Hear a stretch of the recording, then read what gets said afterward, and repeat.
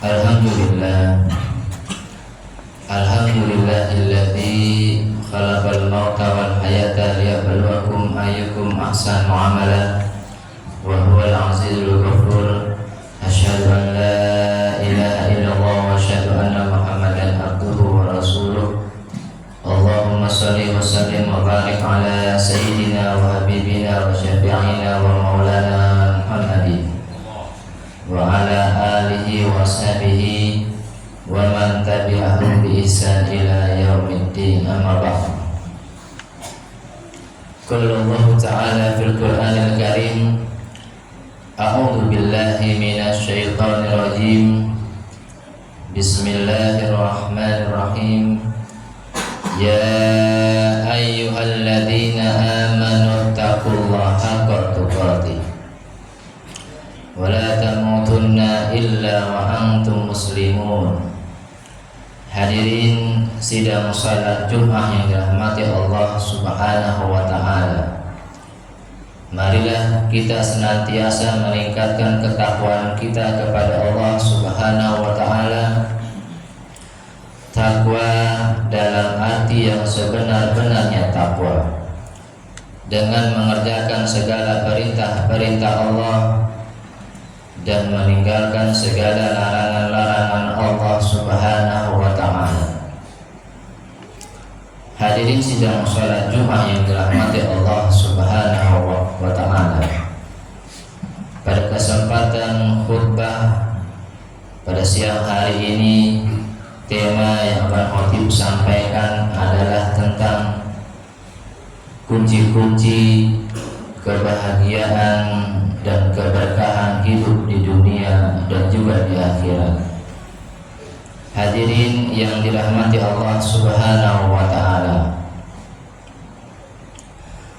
yang pertama, kalau kita mau hidupnya penuh dengan kebahagiaan, keselamatan, kesuksesan, keberkahan hidup di dunia dan di akhirat, yang pertama kuncinya adalah beribadah kepada Allah Subhanahu wa ta'ala.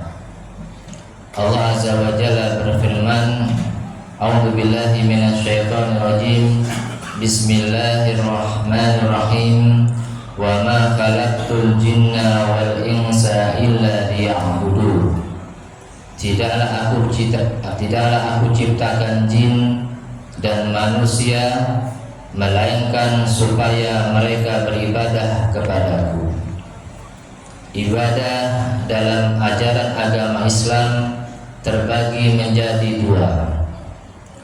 Yang pertama adalah ibadah mahdoh. Ibadah mahdoh adalah ibadah yang terdapat dalam rukun Islam. Di antaranya kita senantiasa mengerjakan salat fardu yang 5 waktu, menunaikan zakat, berpuasa di bulan suci Ramadan, kemudian menunaikan haji ke Baitullah jika mampu. Ini ibadah mahdoh yang harus kita kerjakan dalam kehidupan kita.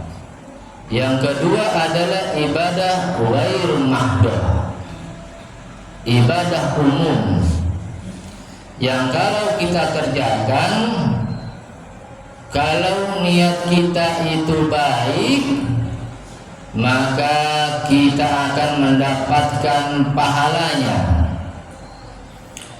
Di antara contoh-contoh ibadah ghairul mahdoh adalah misalkan makan. Kalau kita sebelum makan kita membaca kalimatut thayyibah, basmalah dan doa sebelum makan.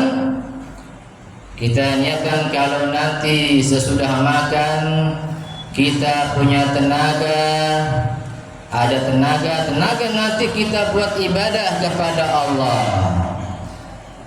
Kita buat bekerja mencari nafkah, rizki yang halal untuk keluarga kita, maka makannya itu mendapatkan pahala dari Allah Subhanahu wa ta'ala. Ada lagi contoh yang lain, tidur kita di awal malam. Jangan malam-malam tidurnya, tapi di awal malam. Kita niatkan nanti kita bangun di sepertiga malam. Bangun sepertiga malam, kemudian kita melaksanakan salat qiyamul lail, salat sunnah, tadarus Quran, membaca zikir-zikir, maka tidurnya kita adalah suatu ibadah dan mendapatkan pahala dari Allah Subhanahu wa ta'ala. Contoh ibadah ghairu mahdoh yang lainnya adalah mencari ilmu pengetahuan. Kita niatkan mencari ilmu supaya kita tidak termasuk golongan orang-orang yang tidak memiliki ilmu pengetahuan, sebagaimana dahulu kaum jahiliyah yang mereka menyembah berhala-berhala, mengerjakan kemaksiatan, meminum minuman keras, main perempuan, berjudi dengan anak panah, karena tidak memiliki ilmu pengetahuan.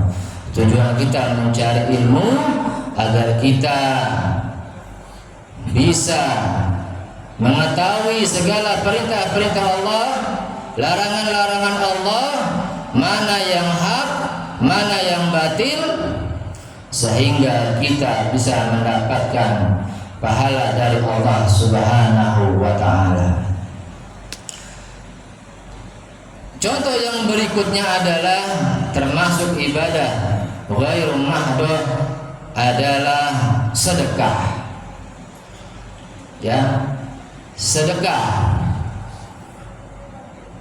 Sedekah ini bisa memberkahi harta kita. Selain berkah, akan menambah harta kita. Apalagi masjid kita yang tercinta ini sedang mengadakan renovasi, perbaikan, supaya nanti masjid ini menjadi masjid yang lebih baik lagi. Kalau sudah baik, maka nanti untuk ibadah menjadi lebih enak lagi. Maka bersama-sama kita bersedekah untuk renovasi masjid kita tercinta ini. Dalam Islam itu ada yang namanya sedekah jariyah.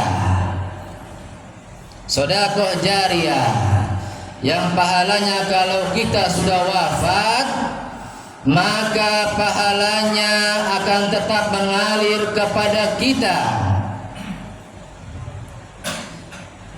Kita sedekah rizki kita, ya, nanti ketika sudah berdiri ini masjid, sudah renovasi, ya, ada nanti yang menyumbangkan yang namanya karpet, ada yang menyumbangkan AC, ada yang menyumbangkan semen berupa, dan juga ada yang uang-uang rupiah. Maka selama masjid itu digunakan untuk kegiatan-kegiatan yang positif, untuk ibadah, kajian-kajian, maka kita walaupun kita sudah wafat, kita tetap mendapatkan pahalanya. Hadirin yang dirahmati Allah Subhanahu wa ta'ala.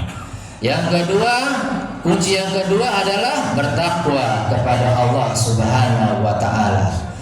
Takwa artinya kita mengerjakan segala perintah-perintah Allah, kita meninggalkan segala larangan-larangan Allah Subhanahu wa ta'ala. Kalau kita di dunia ini jadi orang-orang yang bertakwa kepada Allah. Yang pertama kata Allah, walau anna ahlal qura amanu wattaqaw la fatahna 'alaihim barakatin minas sama'i wal ardh. Kalau seandainya penduduk negeri ini beriman dan bertakwa kepadaku, kata Allah, niscaya akan aku berikan keberkahan dari langit dan dari bumi. Berkah artinya ziyadatul khair, bertambahnya kebaikan, banyaknya kebaikan yang akan datang pada orang-orang yang bertakwa kepada Allah Subhanahu wa ta'ala. Hadirin yang dirahmati Allah Subhanahu wa ta'ala, orang yang bertakwa tadi berkah hidupnya. Yang kedua kata Allah, wa may yattaqillaha yaj'al lahu makhraja wa yarzuqhu min haitsu la yahtasib. Barang siapa yang bertakwa kepadaku, niscaya akan aku berikan jalan keluar dari setiap permasalahannya, dan aku berikan rizki dari arah yang tidak disangka-sangka. Sekarang kita lihat di medsos banyak ada suatu kasus sepasang suami istri yang memiliki hutang yang sekitar 3 juta. Suaminya tidak bekerja, lalu mencari jalan-jalan pintas. Ya, istrinya ya istilahnya BO, open booking, ya, dengan laki-laki yang lain yang bukan suaminya. Akhirnya apa? Istrinya itu tewas, meninggal dunia di tangan laki-laki yang bukan suaminya. Mati dalam keadaan yang su'ul khatimah setelah berzina. Ya. Ini jalan-jalan yang salah dalam ajaran Islam. Tidak seperti itu. Kita punya masalah takwa dulu, kembali kepada Allah. Salah sunnah taubat,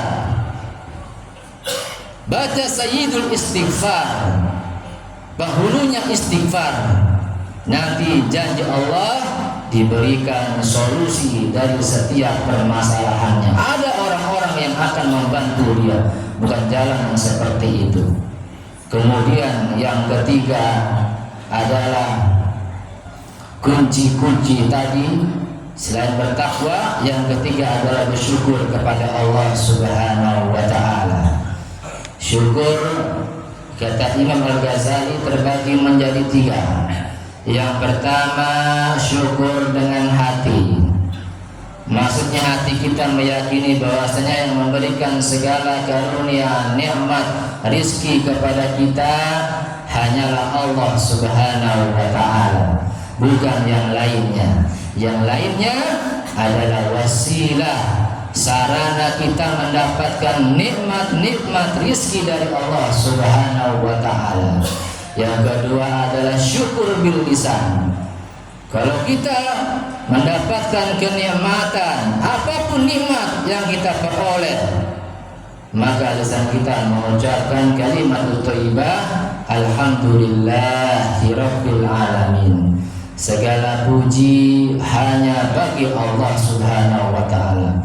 Yang ketiga adalah syukur dengan perbuatan, yakni kita menggunakan segala nikmat, karunia nikmat, rizki, ilmu, iman, usia di jalan-jalan yang Allah ridhai, jalan-jalan kebaikan. Jangan gunakan usia ini untuk bermaksiat, untuk melakukan segala kemungkaran, untuk berjudi, untuk main perempuan, untuk tawuran, untuk pacaran. Tidak boleh, tapi gunakan untuk beribadah kepada Allah Subhanahu wa ta'ala. Barakallahu li wa lakum fil Qur'anil Karim wa nafa'ani wa iyyakum bima fihi min ayatin. Aqulu qawli hadza fastaghfiru innahu huwal ghafurur rahim. الله